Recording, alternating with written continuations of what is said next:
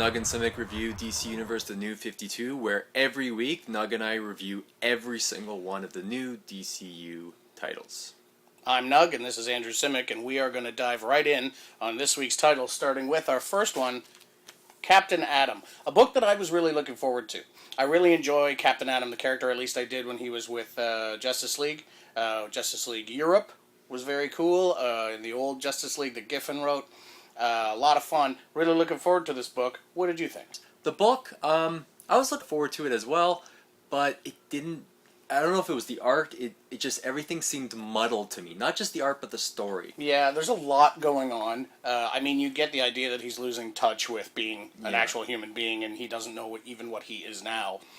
He uses his powers, and he starts seeing himself fade away. And I actually like that. I mean, I was telling you that there was a couple moments where I was like, oh, is this interchangeable with Firestorm? Yeah, and I mean, to my reaction was, no, because Firestorm can't transmute organics. Right. But maybe he can now. Right. I don't know how this works out in the New 52. But yeah, I felt, and even into the character design itself with the energy coming out of his head, he looks like an atomic version of Firestorm, where I guess Firestorm is the nuclear version of Firestorm. I don't know if they're connected. There's a lot of stuff in there that in this book that sounds like they might be connected. Personally, I prefer the shiny Captain Atom. As do I. You know? I prefer shiny Captain Atom. Like he's encased in this thing, and if it tears open, like he did in Kingdom Come. Right. If it tears open, all hell's gonna and more break of loose. like I said, a G-man, a hard ass. I thought the voice, it was a different voice. I mean, this is the New 52. They're trying something different. I got it. I got that too. You know, I don't know if I'm sold on it yet. Yeah, I don't know either. You know, what do you think? Thumbs up? Thumbs down? Thumbs in the middle? I go thumbs middle. I want to read more. I do want to read more, and that's what this is. It's all. Next up, here we go. One of the many Bat books this week, Nightwing.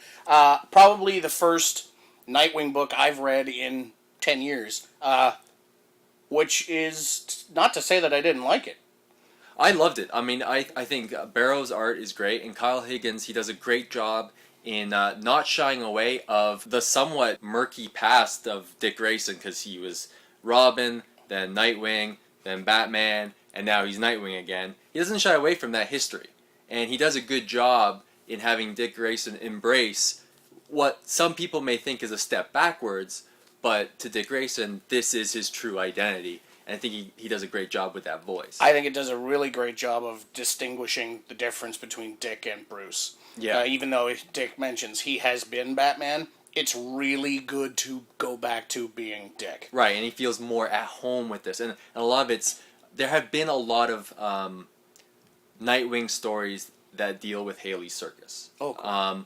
But going back there, again, Higgins doesn't shy away from that fact. Right. He, Dick has visited Haley's Circus many times in the past. But still, even though it's a homecoming for not just readers but the character, he does it in a way that makes it feel fresh and new. And it's great. And as is something that pops up in every book I read, I was an English major when I went to school. As soon as I see a brand new character introduced, and then suddenly there's a new villainous threat, I immediately go, oh, it's them. Right. Which I'm positive the new guy at the circus is the guy who's after Dick. Right. Well, I mean, it's too early to tell. No, it's not. That's who it is. That's who it is. Okay, so we'll have to check back to see if Nug is right and his English major was worth anything. Yeah. Oh. And we'll see if that's him. The art was great. It looked amazing. I actually like the red on the Nightwing costume. Yeah, a lot of people like the blue, and there was a lot of bitching about that online. There was, but I kind of like the fact that they're getting all the Robins to keep that red. But great book. Great book. I really liked it. If you're a Nightwing fan, go out, pick it up. It's very familiar if you've read the Nightwing of old. And, Higgins does a great job with Dick going back as Nightwing. Up next, Legion of Superheroes. One of my... I have to say, when I was a little kid, my first comic I ever picked up was issue 300 of Legion of Superheroes, and they're getting a class photo taken on the front. Right. And it was a big, thick book that dealt with a lot of Legion history, and I dove in. I poured over that book so much, and I love those characters so much, which is why last week's Legion Lost was so kind of disappointing to me, because I love those characters and I know who they are, but the story didn't do anything for me, and I wasn't invested in the story. Cut to this week. same kind of thing. Yeah, Legion Lost left me cold. I mean, I'm going into these Legion books as a new reader. Like I said last week, what I know of the Legion is through Superman books.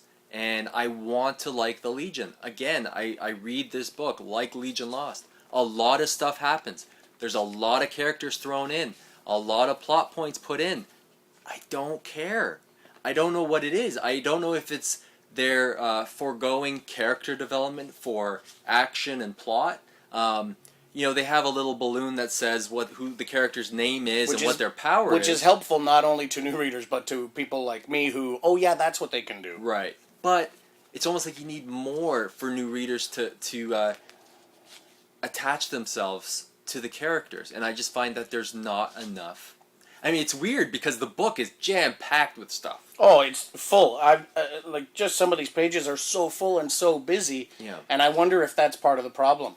That this team has to feel like they have to jam so much into the page. I love Legion, and I read this, and I know all the characters, and the new ones they introduce, and I know who they are.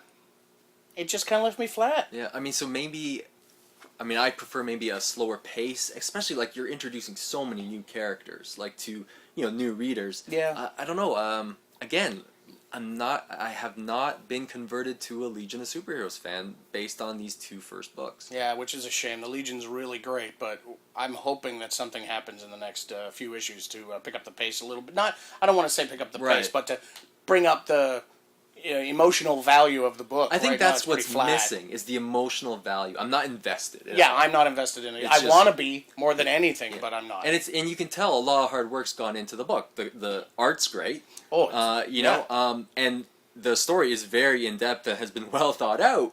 I just don't find myself emotionally invested with the characters. Right. Well, here's hoping that it changes in the next couple weeks. Here's hoping. Up next, DC Universe presents the book that will carry a lot of characters over the next little while.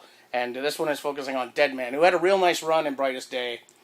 Brightest Day was actually my first real foray into Deadman, aside from him being sometimes in a Batman comic. Yeah, and I have a whole slipcase Deadman collection of stuff from days gone by. This book is really good. It's an excellent if you don't know who the heck Deadman is, this will tell you who Deadman is. Perfect jumping on point for Deadman, and I was telling you that the way they show Deadman's whole purpose for being Deadman with what's the character? Rama. Rama Krishna. Yeah. They have this great visual of a large rock on a tipping point. It's almost like a teeter-totter, and he's on one side, and the person he's supposed to be is on the other. And as he helps people, it will bring balance. His future self will come toward him, and eventually they will achieve harmony, because Rama's all about balance. Yeah, I mean, when you were first reading it, you said to me, it's almost like Quantum Leap. Yeah, for those of you, I'm dumbing it down quite a bit, but Right. Deadman is Quantum Leap. Yeah, I mean, you're probably not doing it justice, because of the quality of the writing. But I mean, if you like Quantum Leap, you're gonna love this because it's kind of a similar thing. Deadman, DC Universe Presents. I shouldn't just call it the Deadman book. That's DC true. Universe Presents is an excellent book this week. Pick it up. I really look forward to seeing where the title goes after Deadman is gone. Yeah. Perhaps we'll get into some other characters. Perhaps we'll get to see maybe the Creeper. Red Tornado? You said it, not me. Up next, Catwoman #1. Wow. And this is not, and I said this while I was reading it, and this is not diminishing this book in any way. If you want to get new readers on board, and if you want to get new female readers on board, this is the book for that. And I'm going to just be blatantly kind of jerky here when I say this, but she kicks ass, wears pretty clothes, gets to dress undercover, kick the crap out of a bad guy, and make out with Batman. I don't know what else you want from a comic, but boy oh boy, girls would be all over this. I was really looking forward to this title. I think where Judd Winnick shines is in that clever, almost smart-ass kind of thinking. I find that he really gets Catwoman. Now, if you're a fan of Brubaker's Catwoman, it's not quite that. But this Catwoman is very confident, sure of herself 100%. You may not like the decisions that Winnick, the situations Winnick puts her in, but she is never not in control. And for me, that's Catwoman. She's comfortable with who she is. She's comfortable as a criminal. She's comfortable on that line. She's comfortable as a sex kitten. And Nug mentioned it at the end. Spoilers. She has her way with Batman. It's great. Batman doesn't want to. It doesn't matter because Catwoman is in complete control all the time. And what I really like is that Catwoman, instead of being the, Catwomen we have seen in movies lately, I'm hoping this is more of the Catwoman we'll see in the new Dark Knight movie, but she is a burglar. She's a cat burglar. She's like a spy. There's that aspect to it, a lot of espionage. It's really good. Yeah, I mean, for me, it's a definite pickup. It might not be your thing, but boy, was it my thing. I was not expecting it this week, and I really liked it. Coming up, here we go. Supergirl. Hey, remember the girl who's the cousin of Superman? Remember how she wears a crazy version of Superman's costume? Well, it's no less crazy now. And I question your exposed knees. But here we are with Supergirl number one. Exposed knees choice aside, what did you think of the book? I did not enjoy the book. I wanted to... I guess I wanted to enjoy the book. You know what? Supergirl was one of those characters where I really liked Jeff Loeb and Michael Turner's Supergirl origin story. Okay. In Superman and Batman. I didn't know. There's a couple of books, Supergirl, and we're going to talk about Blue Beetle later. Mm-hmm. That I was like, their origin story I felt was already definitive and well done. Yes. Why do we need to tell another origin story? And I get that you're trying to bring in new readers. It's just some origin stories can't be improved upon. No. And I may be saying Jeff Loeb's run, a little higher than, I can understand because it had Darkseid in it. Maybe that has to do with the New Gods, and it creates too much of a convoluted mess. But aside from the action scenes, I just didn't think that there was much to the comic. Oh, no, and I get it, Oh, she's landed on Earth and doesn't speak English and is speaking Kryptonian and is terrified and is dealing with her powers under the yellow sun for the first time. So let's send in a bunch of robots and she can fight. But there's dudes in the costumes. It's all pointless. I think that's the issue that I'm having with the book is when Loeb introduced Supergirl, I mean, he did it with such a way of you're slowly revealing her and you're kind of there, and instead we're relegated to, I think all this craziness is a dream. And me as a reader, I'm kind of thinking, I don't want to sound overly harsh, but it's like I kind of want this to be a dream and go back to what it was.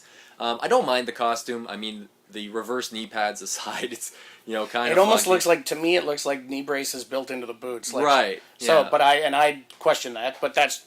Yeah, I mean, whatever. Overall, I didn't find it a strong start to Supergirl. No. We'll see where it goes. Yeah. We're hopeful. We're hopeful. I like the character. Yeah.